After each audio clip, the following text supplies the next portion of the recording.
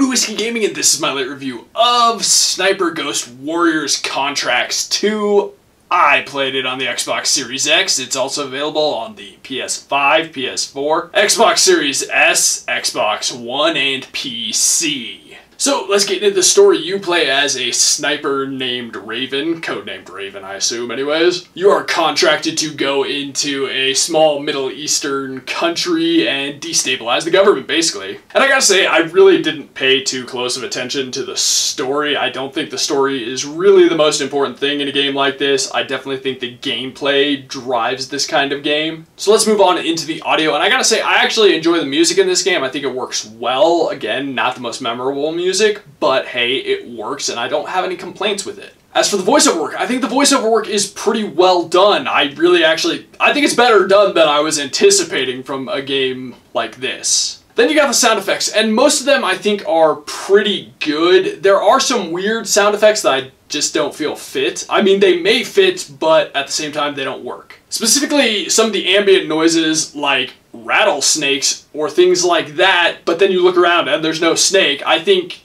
that was kind of lazy of them. If you're gonna have that kind of sound effect and be in range of a rattlesnake rattling, well then you should probably be able to see the goddamn thing. So I just thought it was weird to include a sound effect like that. As for the rest of the ambient noises, I think they do a good job. I think they did a good job with sound design overall because this is a stealth game, so sound is important. Let's get into the gameplay mechanics and whatnot, and this is a first-person stealth sniping game. The game operates mission by mission. You have certain objectives on each mission, and they grant you money as well as other things that you can use to upgrade your equipment, buy better guns, buy equipment for the guns. Like some rifles you can suppress, some you cannot, the larger ones obviously. There are some weird things though that I don't necessarily think make sense, like only the light sniper rifles can have bipods, which is just strange to me. I mean, no sniper would be going into these areas without bipods. Like anyone doing any kind of long range shooting, like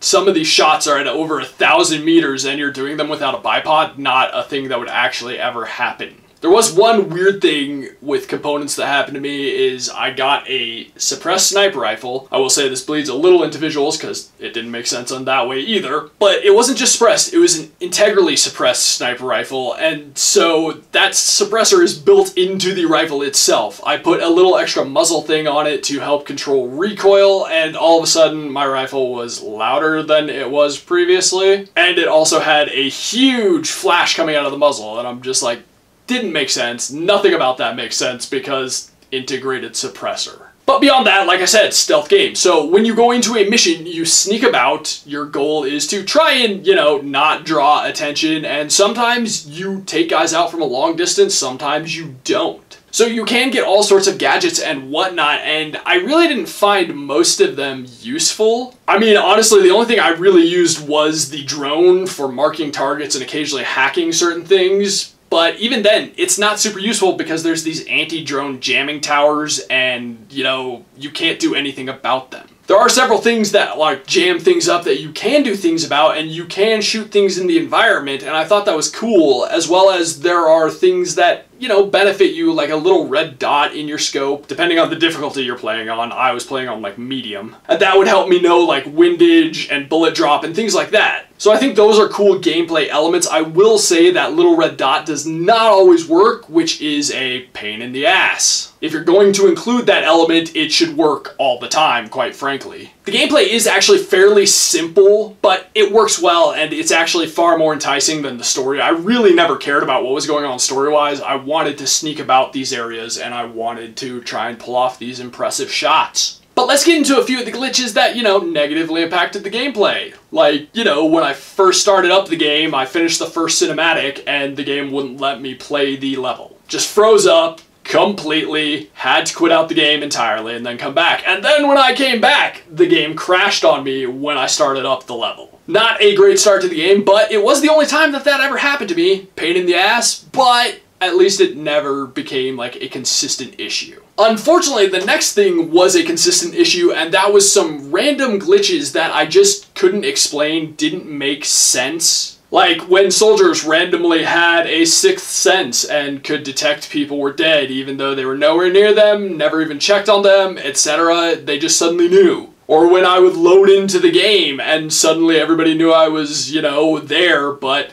they shouldn't because I was 1,000 kilometers away or whatever it is. Not 1,000 kilometers, 1,000 meters away. Or there was a time where an APC just randomly exploded. I mean, just for no reason exploded, got the whole base on alert even though I did nothing. So there are random glitches like that that will force you to reload from your last save because they've screwed you completely for no reason whatsoever. But then I had other weird glitches, like you can crawl into areas that you then can't get out of. Like you can easily crawl into them, but crawling back out of them can take 5-10 minutes, and that's not an exaggeration. Or the several times that it happened where I couldn't pull out my drone or I couldn't use my binoculars to mark targets for no reason whatsoever. Like, things like that happened, and they do detract from the overall experience. They're not, like, game-destroying, but they are very frustrating when they happen. But let's get into the controls, which I gotta say, I actually was impressed with the controls. I think the controls work very well in this game. I didn't have any complaints with how they functioned. I obviously have complaints with some of the,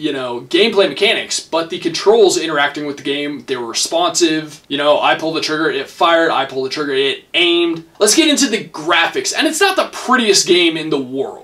But I won't say that it is a bad-looking game either. I think they did a good job building the environments, giving you different soldiers. Not quite as many as I would have liked, but there is a decent variety of enemies, and I think a lot of the effects on the world, like your mask or using the binoculars zooming in, getting to do the slow-mo shots, which, man, those can get fairly graphic. I mean, not as, realistic as they could look, but they are pretty violent and graphic nonetheless. I think the visuals work well for delivering the experience, but I'm not going to sit there and say this is the most beautiful game I've ever seen.